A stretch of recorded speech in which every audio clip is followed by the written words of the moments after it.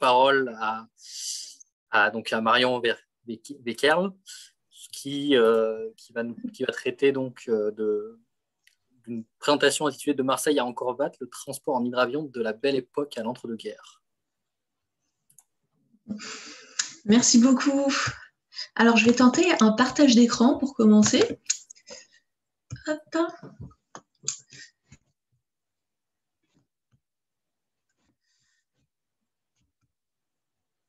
Voilà, donc j'espère que tout est bon niveau son et image. Oui, tout à fait. Parfait, parfait. Eh bien, je voudrais commencer en remerciant Étienne Faugier pour l'organisation de ce séminaire et de cette séance sur l'aérien, et aussi pour votre invitation à partager des éléments de ma thèse en cours en histoire des techniques que j'effectue à l'Université Paris 1 et qui porte sur l'histoire des hydravions, de leur invention jusque dans les années 30. Et pour aujourd'hui, j'ai choisi de concentrer la communication sur les hydraviations civiles de transport françaises et allemandes que je trouve intéressantes à mettre en perspective. Alors, c'est l'ingénieur Henri Fabre qui était parvenu à réaliser la première démonstration d'un décollage depuis un plan d'eau, suivi d'un court vol et puis d'un amérissage d'un avion de sa conception. Ça s'est déroulé sur l'étang de Berre, près de Marseille, le 18 mars 1910. Et pour l'anecdote, il se trouve par ailleurs qu'Henri Fabre a fait don de sa machine au Musée de l'air et de l'espace lorsque celui-ci a été créé en 1919. Et donc, si vous avez l'occasion d'y aller, cet aéronef est aujourd'hui exposé au Bourget. Suite à ça, d'autres constructeurs du domaine aéronautique ont commencé à s'intéresser aux hydravions, dans lequel ils voyaient un potentiel nouveau marché avec cette espèce d'avion marin, et donc à en fabriquer. Et le transport commercial en hydravion a débuté à une échelle embryonnaire en 1913 avec la Compagnie Générale Transaérienne qui réalisait des vols commerciaux en dirigeable et qui mit en place des courts vols de tourisme entre Nice, Cannes et Monte-Carlo en hydravion à flotteur Astra qui pouvaient emporter 2 passagers. Et cette petite ligne a tourné jusqu'à la Première Guerre mondiale. Un an plus tard, pendant quelques mois, on a une autre ligne commerciale d'hydravion qui a eu, elle, une existence assez éphémère dans la baie de Tampa, en Floride, avec 2 hydravions à coque. Vous pouvez en voir un sur l'affiche ici. Donc des hydravions à coque Benoît XIV du constructeur américain Thomas Benoît, qui pouvaient emporter un pilote et un passager. Dans le même temps, l'idée que l'hydravion serait le moyen de transport aérien océanique du futur, en particulier transatlantique, fut émise dans la presse dès 1912. Et le journal britannique Daily Mail promit en 1913 un prix au premier aéroplane qui parviendrait à effectuer une traversée de l'Atlantique.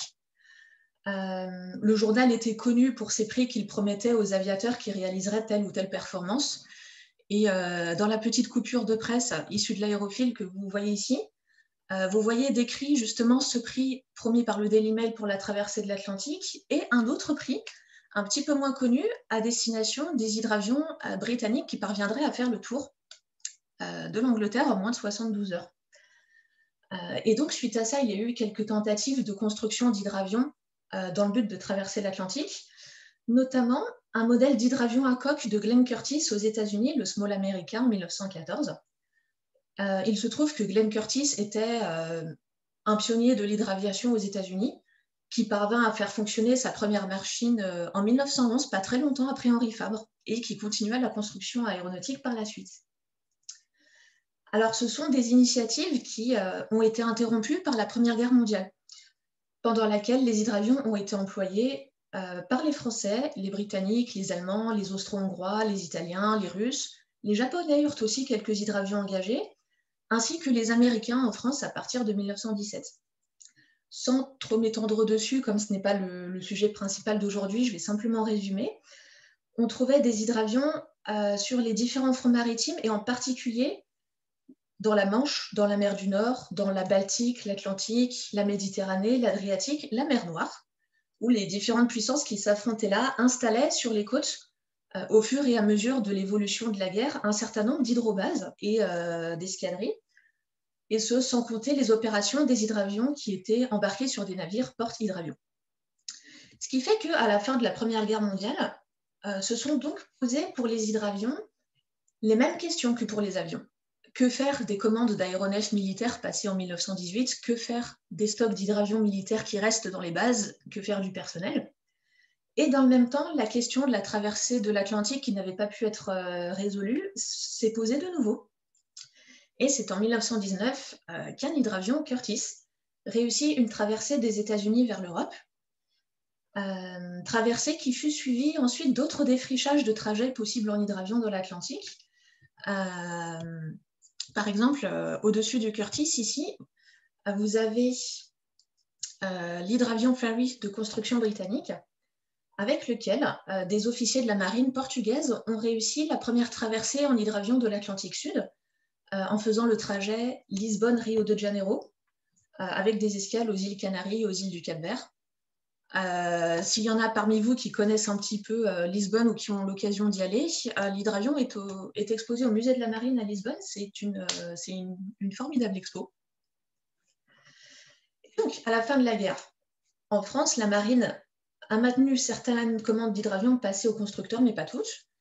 Et aussi, certains appareils militaires furent rachetés par les lignes d'hydravions français civils qui commencèrent à se construire dès 1919. Mais assez rapidement, les constructeurs renouvelèrent leur production, les hydravions issus des stocks de guerre devenant assez vite obsolètes pour les besoins, et ce, en concevant toute une diversité de modèles, de prototypes, qui donnaient des résultats très variables. Et donc, on trouvait majoritairement sur les lignes françaises des hydravions à coque FBA, Lévy, Lioré et Olivier, ainsi que la TECOR. Le cas allemand est intéressant à examiner aussi, car la position perdante de l'Allemagne et les contraintes qui allaient avec, dont Damien a déjà parlé, et donc les conditions du traité de Versailles de 1919 imposait initialement un arrêt total des constructions aéronautiques sur le sol allemand, ainsi que la destruction du matériel militaire ou sa livraison aux Alliés. Une commission interalliée de contrôle aéronautique a été mise en place pour encadrer l'exécution des dispositions du traité qui touchaient donc tous les types d'aéronefs, y compris les hydravions. En revanche, cette commission sembla en fait consciente de l'impossibilité dans la pratique d'une interdiction totale, d'autant que le traité lui-même avait des limites. Ici, pour l'exemple, vous avez une variante d'un petit hydravion civil allemand de 1921, doté d'une cabine pour emporter quelques passagers et qui comportait aussi un petit espace pour les bagages, qui a été produit par Dornier à hauteur de quelques exemplaires en Suisse et en Italie, et dont même les États-Unis et le Japon achetèrent en fait 2 exemplaires afin d'étudier la construction de l'appareil. Lorsque la construction d'appareils civils a pu reprendre en Allemagne même, elle devait respecter des conditions très restrictives qui étaient une puissance des moteurs de 60 chevaux maximum, ce qui était en fait parfaitement ridicule. En 1918, les hydravions les plus puissants avaient des moteurs qui atteignaient 200 chevaux la plupart du temps, une vitesse maximale limitée à 170 km/h et une charge utile limitée à 600 kg. Et ces limites-là étaient motivées par le fait que, puisqu'on pouvait désarmer un bombardier pour en faire un transporteur, l'inverse était également possible, du moins en théorie. Et donc, c'est une situation qui poussait l'Allemagne à se tourner énormément vers l'exportation, en faisant construire des appareils à l'étranger, en vendant des contrats de licence et en vendant à l'étranger des appareils qui allaient connaître des utilisations diverses, notamment la Suède, le Danemark, la Norvège ou l'Italie, pour donner quelques exemples. Cette tentative d'encadrement a retardé des projets d'hydravions ambitieux et massifs, mais n'a fait au final que les retarder. Vous voyez ici une image de l'hydravion dit géant de luxe Dornier 10, un multimoteur, qui a réalisé en 1930 et en 1931-32 des vols internationaux de démonstration destinés à montrer son potentiel d'appareil transeuropéen et transatlantique. Bien que cet hydravion n'ait été construit qu'à quelques exemplaires, il a bénéficié avec ses démonstrations d'une immense couverture médiatique, probablement renforcée encore par le fait qu'il était piloté par un as allemand de la chasse en hydravion de la Première Guerre. Et c'est un événement qui a beaucoup contribué à créer une image très forte de cet appareil et des constructions allemandes, qui en plus s'appuyait sur la forte impression et le succès commercial déjà acquis par un hydravion à coque de Dornier légèrement plus petit, le Dornier Val, qui lui avait connu un grand succès commercial sur beaucoup de lignes étrangères, notamment sur les lignes internes italiennes. Et effectivement, les longues traversées internationales au moyen d'hydravions de plus en plus massifs a servi en plus d'outils de propagande politique.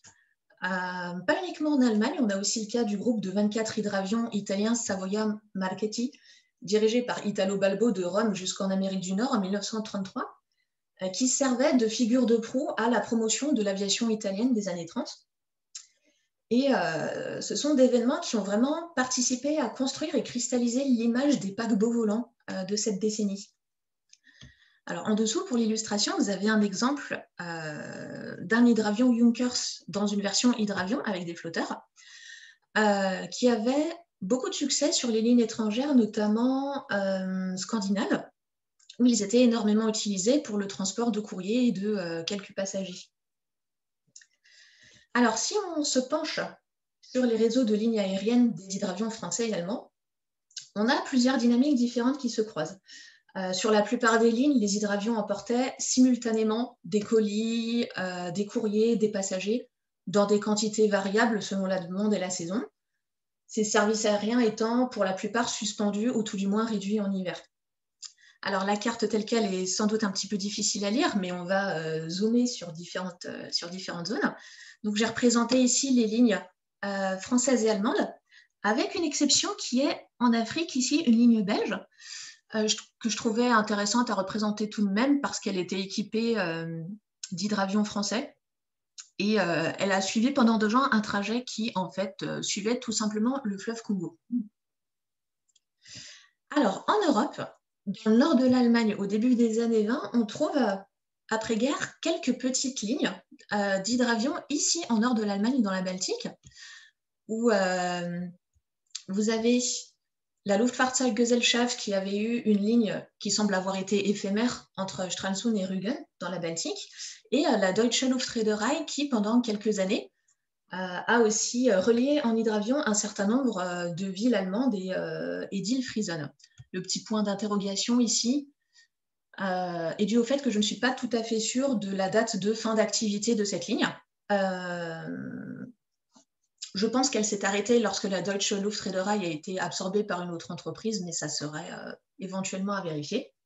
Et donc, ces petites lignes utilisaient des hydravions allemands Friedrichshafen qui, en fait, avaient été utilisés pendant la guerre dans les hydrobases allemandes de la Baltique et de la mer du Nord, mais que ces lignes avaient obtenu l'autorisation de conserver pour transporter quelques passagers, à condition de les démilitariser.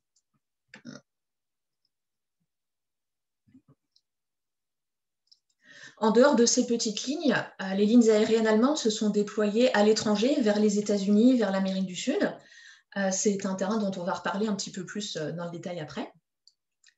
Dans le cas des lignes françaises, se sont développés d'emblée des réseaux qui étaient tournés essentiellement vers les territoires français ou sous contrôle français, en particulier dans la zone méditerranéenne, où on a eu plusieurs entreprises différentes qui développaient leurs propres lignes.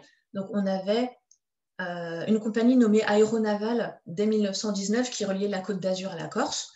La Corse, de surcroît, servait d'escale permettant de rejoindre le Maghreb d'une part, mais aussi le Liban en passant par l'Italie et la Grèce, le Liban étant alors sous protectorat français.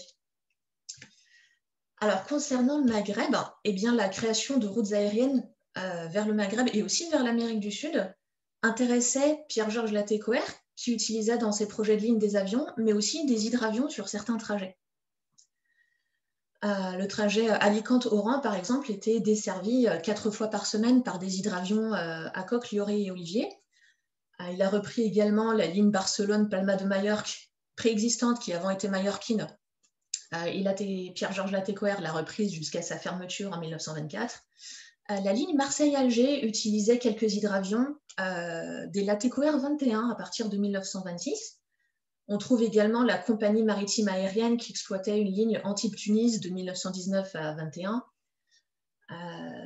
C'est intéressant aussi de mentionner ce que faisait Air Union, qui résultait en fait de la réunion de deux entreprises, qui étaient la compagnie des messageries aériennes et la compagnie des grands express aériens.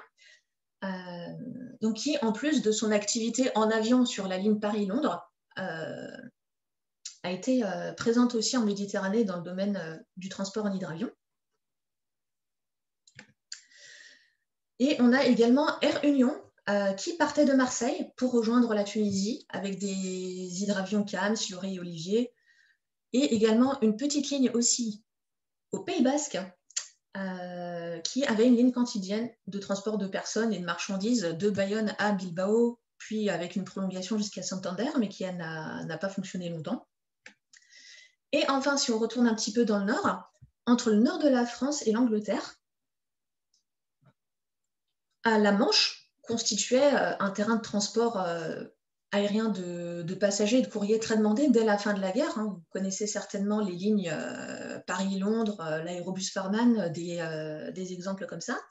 Les hydravions y prirent part également, avec une hydrobase commerciale établie à Calais en 1928 par la compagnie aérienne française, qui assurait un service postal vers l'Angleterre au moyen de deux petits hydravions, et qui a étendu un petit peu son activité en 1930 en assurant du transport, cette fois de passagers, en hydravion vers Londres, vers Ostende, vers le Touquet, avec des hydravions de 2 à 6 places. Et cette même entreprise faisait également des petits vols de tourisme en Algérie, entre Alger et Oran. Alors, au début des années 30, du côté de l'Asie, Air Orient, qui était la fusion d'Air Asie et de Air Union, ligne d'Orient, a repris la ligne Marseille-Beyrouth que vous avez vue juste avant et qui l'a prolongée, ce qui a abouti à des liaisons régulières entre Calcutta et Rangoon en hydravion. Et cette ligne, en fait, était une extension du trajet Marseille-Beyrouth en hydravion, qui était suivie par Beyrouth-Damas en automobile, Damas Calcutta en avion, et le reste pour aller jusqu'à Bangkok se faisait donc en hydravion CAMS ou FBA. L'idée de développer l'hydraviation en Indochine émergeait également, mais ils ne jouèrent finalement pas de véritable rôle en Indochine, malgré quelques travaux et aussi une petite ligne touristique qui permettait notamment de survoler Angkor Wat en suivant le fleuve Mékong. On trouva également des hydravions français au Canada, dans un domaine un peu différent du transport, puisque ces hydravions se concentraient principalement sur la photographie aérienne et les travaux de relevé topographique dans un environnement où le terrain était plus favorable aux hydravions qu'aux avions. Et vous voyez également ici représenté la ligne et les hydravions allemands Junkers et Heinkel, utilisés par la Deutsche Lufthansa, qui employa le catapultage d'hydravions depuis des navires, le Bremen et l'Europa, pour assurer un service postal entre Brême et New York, donc de 1929 à 1935. La Lufthansa a employé la même technique avec un autre navire, le Westfalen, que vous avez en dessous, et des hydravions Dornier, pour établir de même une ligne aérienne postale entre l'Allemagne et le Brésil. Et il se trouve que ce navire et les hydravions Val réalisaient en fin de ligne la dernière partie de la traversée entre la Gambie et le Brésil. Le rôle de ces hydravions embarqués sur des paquebots était vraiment de gagner du temps. Gagner 1 jour, 2 jours de trajet en faisant arriver le courrier plus vite à terre par hydravion. Et la France s'était intéressée à cette même technique à la fin des années 20 avec la Société transatlantique aérienne et avait effectué des essais sur le paquebot Île-de-France. Mais ces essais ne débouchèrent finalement jamais sur une ligne aérienne régulière. On va terminer cette petite exploration en Amérique du Sud, où il est intéressant de mentionner la concurrence au Brésil entre l'Aéropostale et une filiale de la Deutsche Lufthansa, qui était le Condor Syndicat, qui employait également des hydravions Dornier, avec les lignes côtières que vous voyez représentées ici. Enfin, en Colombie, on trouve encore une entreprise colombo-allemande qui était la Sociedad Colombo Alemana de Transportes Aéreos, en place déjà à partir de 1919 et qui utilisait elle aussi des hydravions Junkers et Dornier. C'était les deux grands gagnants pour l'hydraviation commerciale en Amérique du Sud, qui exploitait un réseau de lignes internes très très dense, vous voyez, dont les étapes sur l'ensemble des trajets se modifiaient sans arrêt d'une année sur l'autre, d'où ce foisonnement de petites étapes qui changent sans arrêt, et qui reliait également la Colombie à ses voisins, le Panama et l'Équateur. On peut mentionner aussi la Compañía Santandereana de Aviación, qui exploita dans la décennie 1920 une ligne, et une fois encore avec des hydravions allemands, avant d'être reprise en fait par la Sociedad Colombo Alemana. Et vous voyez sur la même carte une présence française en Guyane française pendant quelques années, qui, elle, avait pour objet d'acheminer sur la côte plus rapidement qu'en pirogue les ressources extraites sur les sites d'orpaillage et de coupe de bois, au moyen d'hydravions qui étaient issus des productions d'hier et qui ne furent plus utilisés après 1922. Et on a également une discrète présence pendant 2 courtes années d'hydravions de transport en Martinique, qui rejoignit en fait la démarche dont on parlait au sujet de la Méditerranée, de l'Asie, qui consistait en fait à développer de l'hydraviation française et une présence des hydravions français dans les territoires français ou sur contrôle français, mais pas en métropole. Alors, pour ma part, je n'avais pas du tout prévu 40 minutes de présentation. Je pensais que c'était 20 ou 25, mais ça va nous laisser le temps de discuter. Donc, je vais vous laisser provisoirement avec une illustration des dangers qui pouvaient guetter les hydravions de transport de l'entre-deux-guerres. Merci beaucoup de votre attention. J'attends avec plaisir vos remarques, vos questions. Merci beaucoup, Marion, pour ta présentation. Et tant mieux pour 45 minutes, pour 25 minutes et discuter de ta présentation. Est-ce qu'il y en a qui ont des questions? Moi, j'en ai quelques-unes. Je peux poser peut-être la question de savoir en quoi, si tu as pu voir, en quoi l'essor des hydravions amène à un réagencement au niveau des infrastructures portuaires et aéroportuaires éventuellement. Est-ce que, d'après ce que j'ai vu là, notamment pour Ancor, il semble aussi que les hydravions atterrissent aussi dans les fleuves, je crois. Ou alors Oui, sur terre. alors c'est vrai que j'en ai pas parlé et que je l'aurais fait si j'avais prévu plus long, et c'est super d'avoir la question pour pouvoir aborder ça maintenant. Voilà. Alors justement, les hydravions avaient une image qui était celle d'aéronefs qui seraient capables d'utiliser plus facilement que les autres leur environnement naturel et étaient donc perçus comme ayant besoin de moins d'infrastructures. Et la possibilité d'amérir, alors d'amérir en mer, d'amérir à proximité d'une île, d'amérir sur un lac, sur un fleuve, c'était perçu comme un énorme avantage, et j'ai très peu de traces d'aménagement nécessaires justement dans les ports par exemple ou ce genre de choses pour les hydravions. C'était en fait assez minimaliste. Et d'ailleurs, actuellement, on retrouve peu de traces archéologiques de telles infrastructures anciennes, parce que non seulement il y en avait peu, mais en plus, parfois, elles étaient démontables et beaucoup ont disparu depuis cette époque. Donc, en plus, on a peu de traces archéologiques de ça dans le paysage. Et le travail de recherche d'escale, ou de droit de se poser dans des archipels, par exemple les Açores, pour la traversée de l'Atlantique Sud, qui était sous contrôle portugais, c'était un droit très très recherché de réussir à avoir l'autorisation portugaise de se poser dans les Açores. Demandait en fait beaucoup plus d'efforts et a créé beaucoup plus d'investissements que finalement la question d'avoir vraiment une infrastructure. On met un hangar sur la plage pour la nuit et les embarras, et voilà, c'est réglé. Et c'est sûrement... je pense que je devrais aussi mentionner le fait que les Allemands étaient perçus comme pionniers dans la construction d'avions entièrement en métal. Damien parlait déjà des Junkers tout à l'heure, et je vous ai montré de même des hydravions Junkers. Et c'était perçu comme très très intéressant dans des environnements où les conditions climatiques pouvaient être un peu dures, très très froides ou très chaudes. Et d'ailleurs, les Français ont même soupçonné que les Allemands faisaient ça exprès pour ne pas avoir à stocker de pièces de rechange ou de hangars, ce qui, au début des années 20, ils n'avaient pas le droit de faire, en fait. Donc, c'était même perçu comme une technologie, finalement, qui permettait de contourner des limites qui autrement auraient peut-être pu empêcher certains développements de la part des Allemands. Et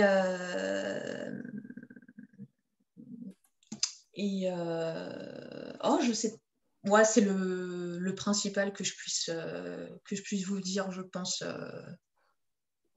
Ce qu'il y a à retenir sur cette question-là, c'est ça. Peut-être, comme installation,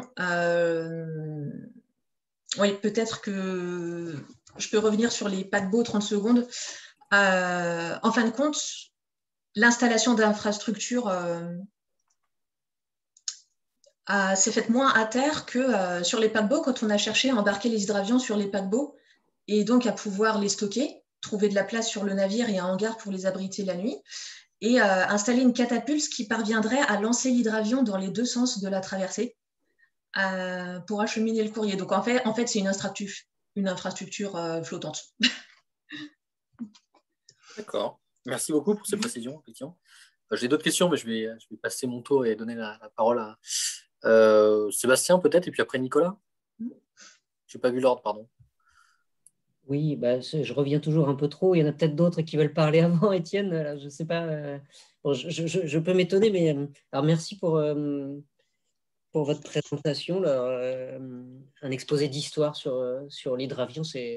Je ne sais pas, je ne suis pas expert de ce champ de recherche de la mobilité, mais j'aimerais que vous nous parliez un peu de la dynamique historiographique dans laquelle vous vous inscrivez, soit de façon plus ancienne avec des prédécesseurs, soit de façon totalement neuve.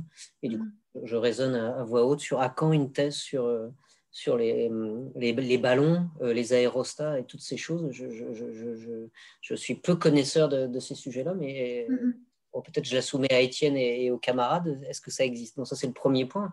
Deuxième point, je vous demande d'être magnanime, parce que j'ai peut-être des questions qui vont me sembler totalement à côté de la plaque, mais j'ai du mal à articuler les choses. Vous avez évoqué d'abord le fait que de possiblement catapulter un hydravion d'un navire de croisière, donc, ou d'un navire un peu puissant, permettre de faire gagner du temps au transport du courrier.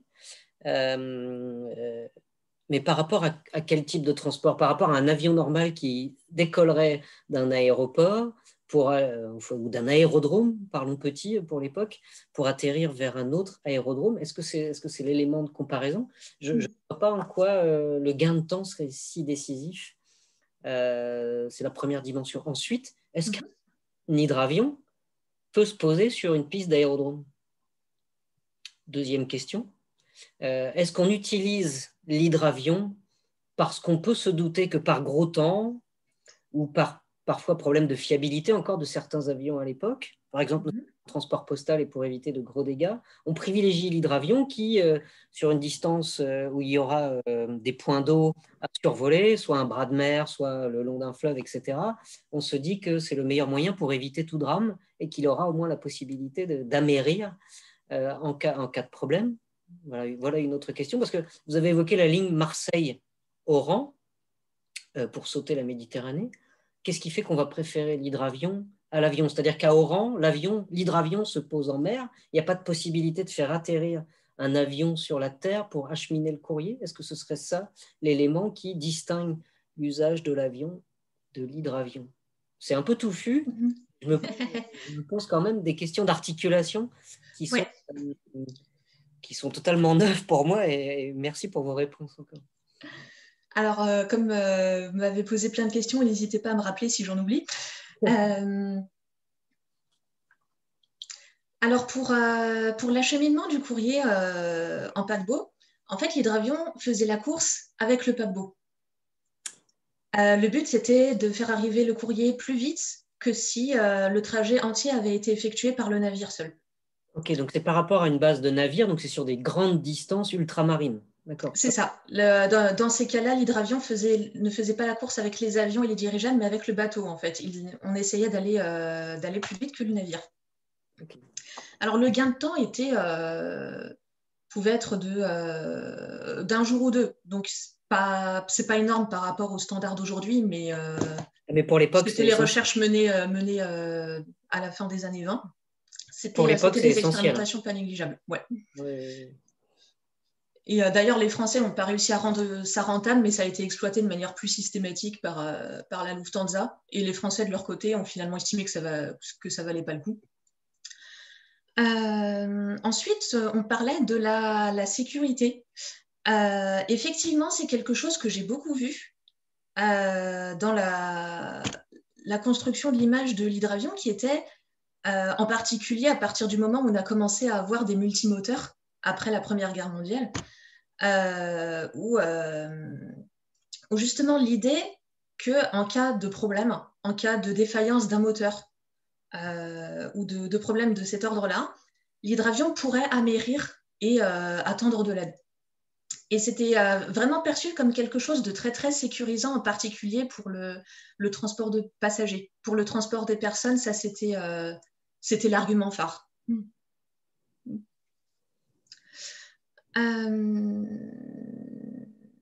Ensuite, quelle était la troisième question? Je ne sais pas. Il y avait en tout cas la première question sur votre champ historiographique. Quoi. Oui, l'historiographie. Moi, ça me passionne. Alors, tout à fait. Alors, je me suis attelée à ce sujet alors pour plein de raisons, mais notamment parce que j'avais remarqué que justement, dans la discipline de l'histoire des techniques, il y a en fait très très peu de travaux sur l'aéronautique. À peu près personne ne s'en est emparé, et encore moins sur l'hydravion. Donc, je n'ai pas de prédécesseur dans le domaine universitaire en histoire des techniques sur ce type de sujet, en fait. Qui est votre directeur ou directrice de thèse, si je peux me Alors, c'est Anne-Françoise Guerson, qui maintenant est professeure émérite, et donc qui a dirigé le Centre d'histoire des techniques à l'Université Paris 1, et j'ai fait mon master avec elle, et ensuite on a continué ensemble en thèse. Ce qui fait que, du coup, pour traiter ce sujet, je me tourne en plus particulièrement vers une littérature qui n'est pas académique la majeure partie du temps. En fait, dans le domaine académique, là où je trouve beaucoup d'informations utiles, c'est dans l'aspect War Studies, tout ce qui relève de l'aviation navale militaire, où là, dans le monde anglo-saxon, on a énormément de travaux. Et alors, il faut lire l'anglais et l'allemand, hein. Ça c'est un incontournable. En parlant d'allemand, on a beaucoup de travaux publiés en Allemagne ou aux États-Unis d'ailleurs, de la part d'auteurs allemands qui sont très intéressants pour l'histoire des entreprises allemandes ou des constructeurs allemands. Notamment, pour vous donner un petit exemple, voilà, une maison d'édition que j'utilise beaucoup, c'est tout ce qui a été publié chez Bernhard Wingreifer Verlag. Voilà, c'est extrêmement sérieux, c'est très bien sourcé. Pour l'histoire de l'aéronautique sur l'Allemagne, c'est une bonne collection bourrée d'infos. Également, donc, beaucoup de choses publiées aux États-Unis. Et dans la littérature, on trouve aussi beaucoup de choses qui sont écrites par des historiens passionnés, mais qui ne sont pas dans le champ académique. Donc, des historiens amateurs dans le sens noble du terme, qui sont passionnés par un sujet, par un personnage, mais qui peuvent avoir le défaut de ne pas sourcer ou de ne pas bien sourcer suffisamment. Et donc, il y a énormément de données intéressantes, mais ça oblige en même temps à toujours vérifier. Donc, il y a ce double aspect, voilà, de mobiliser cette littérature et de vérifier d'où viennent toutes ces données qui sont exposées dedans. Et alors, comme exemple de thèse sur les ballons, je pourrais... Les collègues ont mis en ligne sur le chat, donc je me cultive. Effectivement, j'allais la mentionner, Marie Thébault-Sorger, qui est maintenant chercheuse à Oxford. Luc Robben, qui est un historien du sport et qui avait fait sa thèse « L'homme à la conquête de l'air ». C'est la publication de sa thèse en 2 volumes qui est pas très, très compliquée à trouver et qui explique la création des aviateurs en tant que classe sociale. C'est très intéressant aussi. En histoire économique, Emmanuel Chadeau, qui fait encore référence notamment sur la TECOR. Oui, je pensais à lui a priori. Tout à fait. Vous ne voyez pas d'autres chercheurs sur ce sujet, merci. Tout à fait. Et Damien mentionnait tout à l'heure Lutz Boudras, ce qui suppose de lire l'allemand, mais c'est aussi des lectures très intéressantes sur l'Allemagne. Et ouais, autrement, c'est du côté de la littérature anglo-saxonne qu'il faut chercher la plupart du temps. Très bien. Et vous ne m'avez pas répondu sur le fait qu'un hydravion puisse atterrir sur un tarmac. Oui, c'était. Déjà... Je me disais bien, il reste une question, je ne sais plus laquelle c'est. Oui. Alors, j'ai pas d'exemple dans la période de l'entre-deux-guerres qui me vient à l'esprit. Par contre, c'est quelque chose qui avait été tenté avant. Avant la Première Guerre mondiale, en fait, l'hydravion, souvent, c'était un marché supplémentaire pour des constructeurs qui faisaient déjà des avions. Donc, ce qu'ils faisaient, c'est qu'ils prenaient une cellule d'avion qui semblait donner de bons résultats, qui marchait à peu près. Ils prenaient leur avion et ils ajoutaient des flotteurs, ce qui leur permettait de proposer un hydravion qu'on appelait à l'époque amphibie, alors qu'un hydravion amphibie actuellement, ça n'est plus du tout ça que ça veut dire. Donc, il pouvait, selon les besoins, soit atterrir, puisqu'il avait encore ses roues, soit amérir si on était en mer. Et on avait aussi la démarche de choisir de ne garder que l'une ou l'autre configuration. Un exemple qui peut-être montre cette démarche-là assez bien, c'est une traversée d'Adrienne Bolland en caudron, qui, à un moment donné dans sa traversée, a fait à son mécanicien coller des flotteurs sous son avion pour la partie de la traversée en mer. C'est quelque chose qui se faisait aussi. Mais c'est une filière un peu hybride que finalement on a abandonné pendant la Première Guerre mondiale et qu'on n'a plus réutilisé ensuite. Là, ça s'est développé. Ça s'est concentré soit sur les hydravions à flotteurs, soit les hydravions à coque qui ne pouvaient pas atterrir non plus. Et dans ce cas, par exemple, en Algérie, on les faisait atterrir dans l'eau sur une plage. D'accord. D'ailleurs, on connaît quelques exemples de cas où le fait que des hydravions se posent dans l'eau à proximité des plages pouvait d'ailleurs gêner les baigneurs. Et d'autres sites comme en Algérie où en fait c'était un petit attrait touristique et donc les gens pouvaient venir à la plage s'ils étaient suffisamment fortunés, se faire un petit vol touristique au-dessus de la côte en hydro. Merci beaucoup. Je vous en prie. Nicolas, et puis après Damien. Oui, mais en fait, je pense que vous avez déjà un peu répondu à la question précédemment. Je m'interrogeais aussi, mais c'est parce que c'est mon ignorance, à propos du prix qui était promis pour la traversée de l'Atlantique, c'est ça, en hydravion. Oui.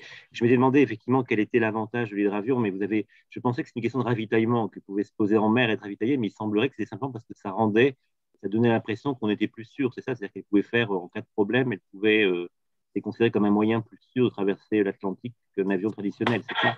Oui, exactement. D'autant que dans les premières années, en 1919, 20, etc., ces traversées se faisaient beaucoup avec des escales en mer, en fait, dans les archipels. Il n'y a pas eu de traversée directe sans escale de l'Atlantique en hydravion avant assez longtemps. Et donc, c'était un moyen, en fait, de pouvoir réaliser une traversée tout court. Mais parce que pour l'archipel, donc ça renvoie peut-être à ce qui était dit auparavant, c'est-à-dire que du coup, un avion traditionnel aurait eu du mal à se poser dans un archipel parce qu'il n'y avait pas assez d'aménagement des pistes, aurait été plus compliqué. C'était ça l'idée. C'est ça, l'infrastructure. À ce moment-là, l'infrastructure n'existait pas encore. D'accord, merci. Exactement. Et en fin de compte, ce sont les avions qui ont gagné à partir du moment où ils ont été capables de traverser l'Atlantique sans s'arrêter en chemin. Damien? Oui, c'est une question du coup qui est aussi due à mon extrême coupable focus sur les avions avec des roues et pas les hydravions. Mais j'avais cette image, mais qui du coup est peut-être fausse, c'est toi qui vas me le dire, sur cette lutte un peu entre deux guerres, notamment au moment de l'aéropostale, en fait, savoir comment on va traverser l'Atlantique. Les hydravions semblent tenir la corde et puis finalement on le fait avec des avions avec roues. Mais en fait, moi, ce que j'avais retenu, mais comme dit, c'est des ragots à force de discussion, mais rien de très solide. Qu'en gros, il y avait déjà l'hydravion, ça pesait très lourd parce que en fait, c'est pas aérodynamique, quoi. Et donc, en plus, quand ça se pose dans l'eau et tout ça, enfin, il faut du coup beaucoup d'essence, donc ça pèse très lourd et ça permet pas d'aller sur de longues distances. Il y a le danger de l'amérissage aussi, et du coup, le fait que quand on est sur la mer et qu'il y a des grands creux, de toute façon, ça ne sert pas à grand-chose. Et donc, la question du ravitaillement que tu as évoqué, ça, effectivement, par rapport à la première traversée atlantique, en fait, elle se fait en hydravion en partant du continent américain pour arriver vers la France, sauf qu'on a mis des bateaux tout le long pour s'assurer qu'il y en ait au moins un qui arrive au bout, quoi. Donc, effectivement. Mais donc, ouais, sur cette question du poids et du danger, est-ce que tu peux du coup infirmer ou confirmer ce que j'avais entendu, s'il te plaît? Non, ce que tu dis est tout à fait juste. C'est tout à fait juste. Et peut-être si on avance un petit peu dans le temps, je pourrais mentionner un exemple qui est intéressant sur ce sujet-là. C'est une expérience britannique de ravitaillement en mer, en combustible d'hydravion short sur la ligne Imperial Airways, il me semble, pour tenter justement d'apporter une réponse à ce genre de limite. Mais ensuite, au niveau du danger d'amérir, eh bien, si la mer est grosse, effectivement, qu'est-ce qu'on fait? Et là, c'est encore à creuser un petit peu parce que je trouve que je n'ai pas encore tout à fait suffisamment de données. Mais on avait cette image qu'on a déjà évoquée, très sécurisante pour les passagers. Mais il semble que les échos des pilotes n'aient pas toujours été aussi favorables et que certains détestaient piloter les hydravions à cause de ça, à cause de ce manque d'aérodynamisme et de manœuvrabilité. Mais j'ai très peu d'échos de la part des pilotes là-dessus. Donc peut-être que c'est quelques avis personnels isolés, peut-être qu'il y aurait une possibilité de montrer dans quelle mesure c'était une opinion répandue ou pas chez les pilotes. J'espère que j'arriverai à répondre. Et je pense que ça va mettre en lien avec la démarche de l'entre-deux-guerres de construire énormément de prototypes qui, en fin de compte, soit ne donnaient pas les performances attendues, soit marchaient à peu près, mais finalement, ils n'étaient pas commandés, pas produits en série, et donc les entreprises perdaient de l'argent à tester des prototypes qu'en fin de compte, on ne leur commandait jamais. Et c'est un symptôme, en fait, des difficultés de concevoir un hydravion multimoteur avec une coque qu'en plus, on essaie de rendre à peu près aérodynamique.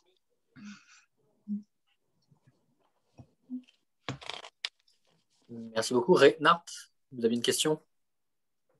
Oui, bonjour. Merci pour l'ensemble de ces exposés extrêmement intéressants. J'ai juste une petite remarque en forme de question à faire par rapport à la question de l'hydravion et la distinction entre les hydravions à flotteur et les hydravions à coque. Et on pourrait dire que pour les hydravions à flotteur, on ajoute un élément maritime à un avion, alors que dans les hydravions à coque, on pourrait dire que c'est un bateau auquel on ajoute des ailes et des moteurs. Oui, alors, tout à fait. Les paquebots volants, les flying boats, pour décrire les hydravions à coque, c'est tout à fait ça. Oui, mais c'est probablement un peu caricatural.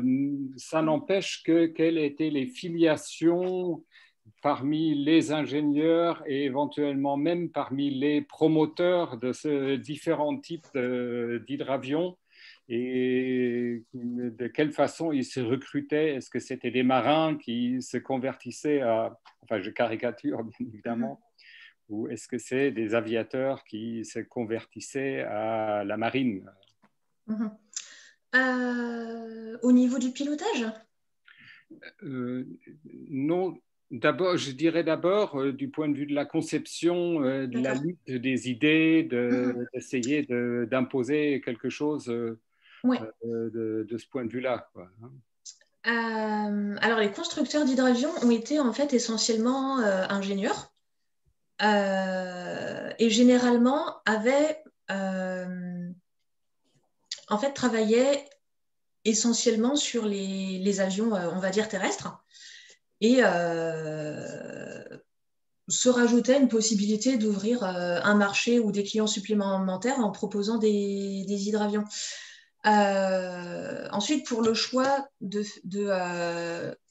concevoir un hydravion à coque en tant que tel dès le début ou de simplement prendre un avion et de coller des flotteurs dessous, pour faire simple, eh bien, en fait, dans tous les cas, on essayait de rechercher des bonnes qualités marines et dans les deux filières, on utilisait les mêmes arguments, en fait. Et donc, j'ai moi-même du mal à trancher là-dessus. Je cherche encore parce qu'on avait exactement les mêmes arguments des deux côtés pour dire que l'un ou l'autre était mieux. Et mais en fin de compte, c'était pas très appuyé par les connaissances théoriques. C'était vraiment on essaye et on voit si ça marche. Et si ça marche, on en déduit que c'est mieux. Bon. C'est probablement aussi une question de la taille des avions. Hein. Pour les petits avions, par exemple, à la place des roues, on a une époque et encore aujourd'hui mis des skis, par exemple, pour les faire atterrir sur des pistes enneigées ou de glaciers, y compris en montagne. Enfin voilà. Il me semble que pour des avions très gros porteurs, faire des flotteurs, c'était probablement plus compliqué techniquement que de faire des hydravions à coque. Mais bon, non, la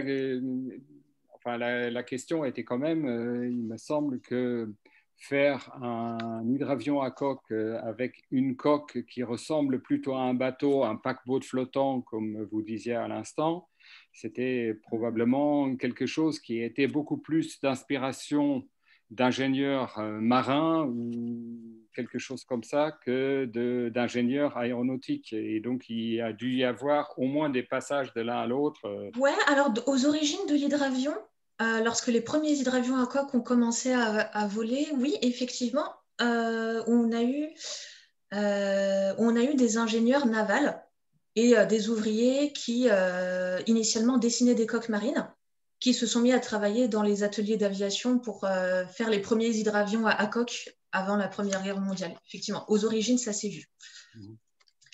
Et ensuite, au niveau du pilotage, on a énormément de marins qui sont devenus pilotes d'hydravion. Et être pilote sans avoir été marin d'abord était perçu comme un désavantage parce que la connaissance de la mer n'était pas la même. D'accord. Merci. Merci beaucoup. Louis ? J'en profite pour rebondir sur ces phénomènes d'hybridation entre secteur marin et secteur d'aviation. Je me demandais si ça s'observait aussi pour les infrastructures. Et notamment, alors, du coup, j'ai en tête la question qu'avait posée Alan Puvaldadi dans le chat, mais je pense que tu y as en partie répondu sur la question de la concurrence entre l'avion classique et l'hydravion. Mais je me demandais s'il y avait des transferts comme ça d'infrastructures entre domaines portuaires et hydravion. J'entendais tout à l'heure que tu disais qu'en gros, il n'en restait plus grand-chose, des infrastructures d'hydravion. Et je me demandais s'il y avait eu des phénomènes, par exemple, de réutilisation je sais pas, par exemple, de pontons d'embarquement dédiés à l'hydravion qui auraient été ensuite réutilisés pour des circulations maritimes. Ah, alors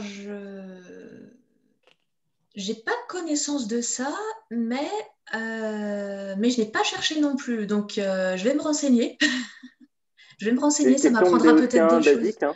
Moi, je n'y connais rien en maritime, mais un petit peu en infrastructure. Donc, je vais me renseigner, ça m'apprendra sûrement des choses. Ouais. Voilà, Damien dit Akazo peut-être. Oui, je note, je vais me renseigner là-dessus.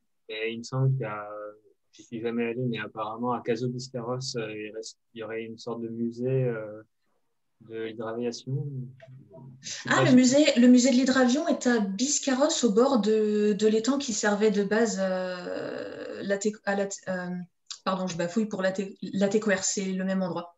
Ouais, ça servait à l'entraînement au tir des aviateurs pendant la Première Guerre mondiale. Et notamment, du coup, il y avait des pompons et tout ça. Je ne sais pas si c'est resté. Du coup, il y a peut-être une piste là. Justement, c'est un des sites où il reste à peu près rien. Biscarrosse, hein, j'entends. Parfait, merci beaucoup. Est-ce qu'il y a d'autres questions ou remarques? Des gens qui veulent évoquer des choses? Non.